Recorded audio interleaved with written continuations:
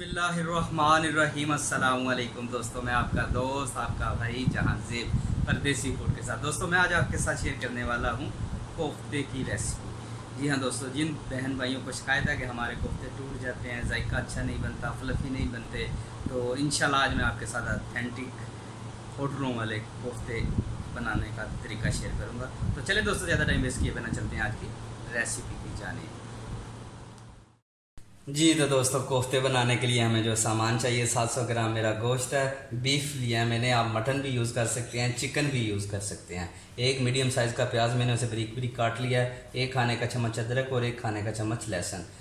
6 अदद मेरे पास green chilli हैं और ये कुछ चने हैं, इनका मैं पाउडर बनाऊँगा और ये बाद में लास्ट में ऐड करेंगे। और इसमें जो मसाले जाएंगे वो सिर्फ काली मिर्च, नमक और गरम मसाला। काली मिर्च 1 टीस्पून लिया मैंने, नमक 1 टीस्पून लिया और गरम मसाला भी 1 टीस्पून लिया। आप अपने टेस्ट के मुताबिक कम या ज़्यादा कर सकते हैं, लेकिन इसमें कम ही जाता है क्योंकि आपने जब इसे कुकिंग करना है, इसकी ग्रेवी बनानी है, तो मिर्च मसाले आप उसमें ऐड कर सकते हैं। इसमें बिल्कुल ये माइनर सा जाएगा ताकि इसका जब आप खाएं तो टेस्ट इसका बरकरार रहे। तो चलिए दोस्तों, मैं अब इसे गोश्त को पहले प्याज और अदरक लहसुन को चॉप कर लूँगा। अगर आपके पास कीमा है तो आपने कीमे को 3 से 4 बार मशीन से निकलवा लेना है। कम से कम 2 बार ज़रूर निकलवाएं और ब्रीक जाली लगवा के निकलवाएं ताकि जो उसे बाउल है वो आपके टूटे नहीं। तो चलें दोस्तों, हम करते हैं इसे चॉप। बिस्मिल्लाहिर्रहमानिर्रहीम। जी दोस्तों, तो मैं इसमें अदरक लहसुन और प्याज डाल के पहले चॉपर में इसको बारीक चॉप कर लूँगा। फिर इसके बाद मैं इसमें गोश्त ऐड करूँगा अपना।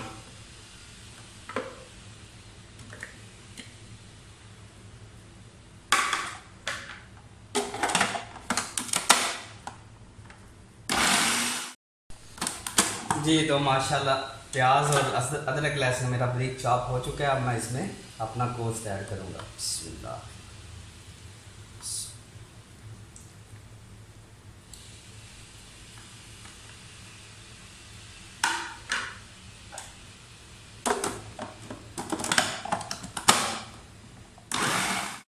जी तो दोस्तों, मेरा कोफ्तों का सामान बिल्कुल तैयार हो चुका है। अब मैं इसे बर्तन में निकाल के आपको दिखाता हूँ।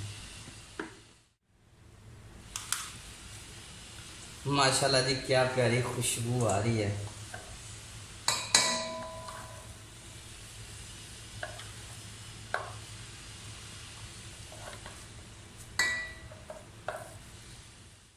जी तो दोस्तों, कीमा मैंने अपना बर्तन में निकाल लिया है। यहाँ पे हम इसमें शामिल करेंगे 100 ग्राम मक्खन।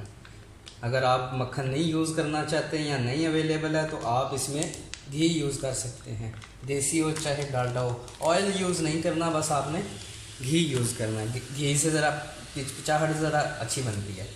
तो यहाँ पे आपने इसे 2 से 3 मिनट अच्छी तरह मिक्स भी कर लेना है और मक्खन भी ताकि अंदर आपका अच्छी तरह मिक्स हो जाए।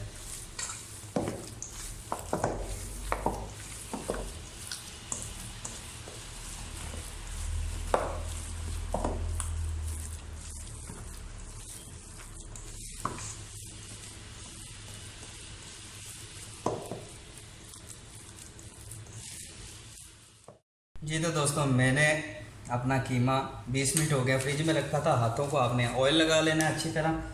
बिस्मिल्लाह। अब जिस साइज़ के आपने बॉल बनाने हैं, आप अपनी मर्ज़ी से आप छोटे या बड़े बना सकते हैं।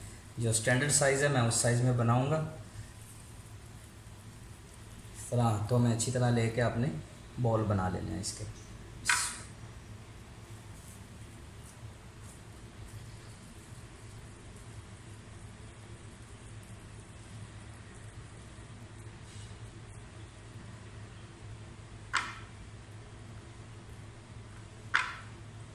जी तो दोस्तों, इसी तरह मैं सारे बना।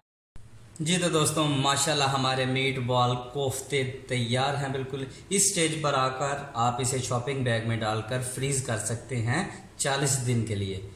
जब आपका दिल चाहे आप निकालें और बनाएं। तो चले दोस्तों, मैं थोड़े से फ्राई करके आपको दिखाता हूँ।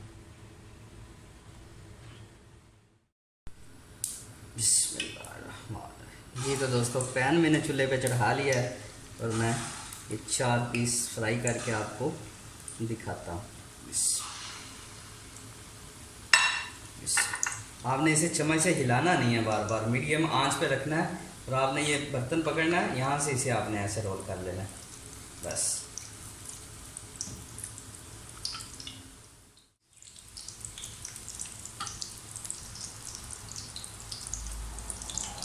ماشاءاللہ سنہری براؤن کی طرف جا رہے ہیں جی ہمارے میٹ بال۔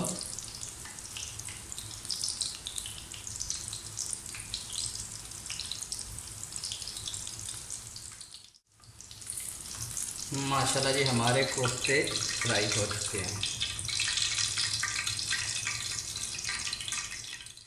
جی۔ تو ماشاءاللہ جی بہت فلفی دیکھیں اور جوسی ہیں، اندر تک پکے ہوئے ہیں ماشاءاللہ، کیا پیاری اسمیل آ رہی ہے۔